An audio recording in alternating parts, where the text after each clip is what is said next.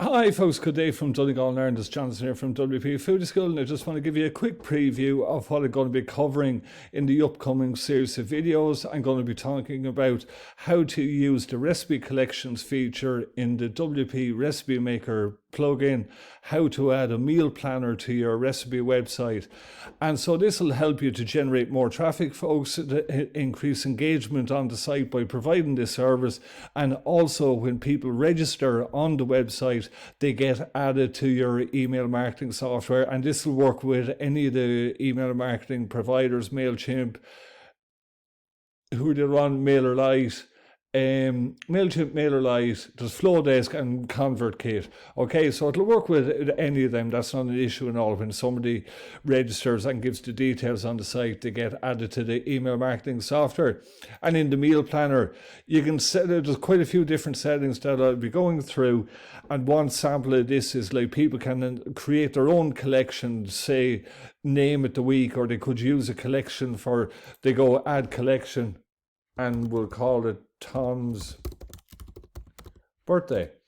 And so you're going to see now, when I go over to the recipes, people can browse the recipes on your site and to go save to recipe box, and then we can pick the collection. So it's perfect for planning the weekly shopping, folks, or maybe at any type of occasion. So we'll just take a second there.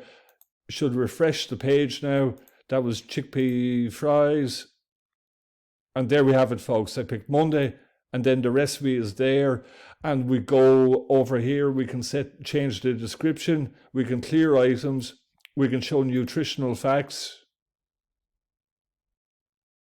which is extremely useful if you're in the health niches. I haven't set it up, folks. That's why it's just reading all zeros. You know, there's nothing wrong with it now. It's just that it hasn't been set up. And then we can generate our shopping list there. It'll just take a second. So I've only one recipe. And the great thing about this, folks, is that you can build your shopping list at home and bring your mobile phone with you and log into your account from the supermarket. And you can walk around and actually check things off as you shop.